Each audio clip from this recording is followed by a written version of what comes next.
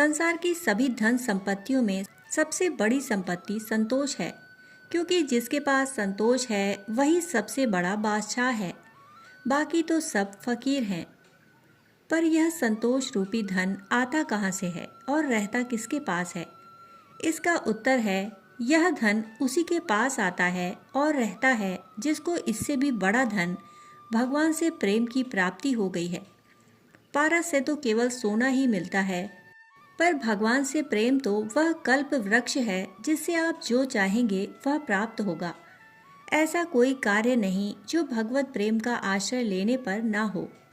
मुक्ति चाहेंगे मुक्ति मिलेगी, परमानंद चाहेंगे परमानंद मिलेगा। और यदि केवल भगवान को चाहा तो वे भी प्रत्यक्ष प्रकट हो जाएंगे। संत नानक देव ने भी यही कहा है कि जो उस परमात्मा से प्रेम करता है वही उसे पा सकता है। जिन प्रेम कियो तिनहि हरि पायो। श्री सनातन गोस्वामी के पास पारस था, फिर भी उन्होंने इसे अपने पास नहीं रखा, बल्कि यह कहा कि अगर छू भी जाए तो उन्हें स्नान करना पड़ता है। लोगों ने सोचा अवश्य ही उनके पास पारस से भी अधिक कोई मूल्यवान वस्तु है।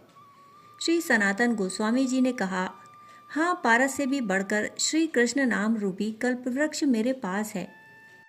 13वीं 14वीं शताब्दी में ऐसे ही एक भक्त दंपति हुए जिनके लिए धन धूल मिट्टी के समान था। पंढरपुर में लक्ष्मी दत्त नाम के एक ब्राह्मण थे जो संतों की बड़ी सेवा किया करते थे। एक बार भगवान नारायण इनके घर संत रूप में पधारे और इनकी संत सेवा से प्रसन्न होकर आशीर्वाद दिया कि तुम्हारे यहाँ मेरे अंश से एक परम विरक्त भक्त पुत्र होगा। भगवान के आशीर्वाद से लक्ष्मी दत्त के यहाँ राका जी पैदा हुए। पंढरपुर में ही हरिदेव ब्राह्मण के यहाँ एक कन्या का जन्म हुआ जिनका नाम बांका रखा गया था। बड़े होने पर राका और बांका जी का विवाह हो गया। राका जी का राका नाम उनकी अत्यंत रंकता अर्थात कंगाली व अत्यंत वैराग्य के कारण पड़ा और बांका जी का नाम उनका पति से भी बढ़कर वैराग्य के कारण पड़ा। अशिक्षित व कंगाल होने के कारण संसार की दृष्टि में वे तुच्छ समझे जाते थे।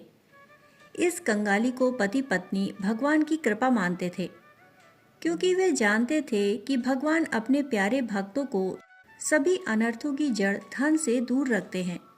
दोनों पति पत्नी जंगल से सूखी लकड़ियां बीन कर लाते और उन्हें बेचकर जो भी पैसे मिलते उसी से भगवान को भोग लगाकर अपना जीवन निर्वाह करते। वे कभी भी किसी का दिया हुआ नहीं लेते थे। मर जाऊं मांगू नहीं अपने तन के काज, परमारथ के कारणे मोहि न आवे लाज। राका जी और बांका जी जैसा भक्त होकर भी इतना दरिद्रता का कष्ट भोगे, यह बात नामदेव जी को बहुत बुरी लगती थी। नामदेव जी ने भगवान विट्ठल से उनकी दरिद्रता दूर करने की प्रार्थना की। भगवान ने कहा, राका तो मेरा हृदय है, वह धन की तनिक भी इच्छा करे तो उसे कोई अभाव नहीं रह सकता, परंतु देने पर वह लेगा नहीं। यह बात तुम देखना चाहो तो कल सुबह वन के रास्ते में छिपकर देख लेना। दूसरे दिन भगवान ने सोने की मोहरों से भरी थैली जंगल के उस रास्ते में बिखेर दी जहाँ से राका जी अपनी पत्नी के साथ जंगल को जाया करते थे। भक्त चरित्र देखने के लिए भगवान छिपकर खड़े हो गए। प्रातःकाल का समय है। राका जी रोज की तरह कीर्तन करते हुए भगवत प्रेम की मस्ती में चले जा रहे थे। उनकी पत्नी कुछ पीछे थी। सहसा उनके पैर में ठोकर लगी। रुककर देखा तो पाया कि मोहरों से भरी थैली रास्ते में पड़ी है। कुछ सोचकर वह उस पर हाथों से मिट्टी डालने लगे। इतने में वहां उनकी पत्नी भी आ गई और पूछने लगी, आप ये क्या मिट्टी से ढक रहे हैं? राका जी ने एक दूसरे से झूठ ना बोलने की कसम खाई थी। राका जी ने कहा, यहाँ सोने की मोहरों की थैली पड़ी थी। मैंने सोचा कि तुम पीछे आ रही हो, कहीं सोना देखकर तुम्हारे मन में लोभ ना आ जाए, इसलिए इसे मिट्टी से ढक देता हूँ। धन का लोभ मन में आ जाए तो फिर भगवान का भजन नहीं होता। यह सुनकर परम वैराग्यवती बांका जी हंसती हुई बोली, सोना भी तो मिट्टी ही है, आप मिट्टी को मिट्टी से ढक रहे हैं। राका जी ने प्रसन्न होकर कहा, तुम धन्य हो, तुम्हारा ही वैराग्य बाका है। मेरी बुद्धि में तो फिर भी सोने और मिट्टी में भेद था, परंतु तुम मुझसे बहुत आगे बढ़ गई हो। इस बाके वैराग्य के कारण ही उनका नाम बाका पड़ा।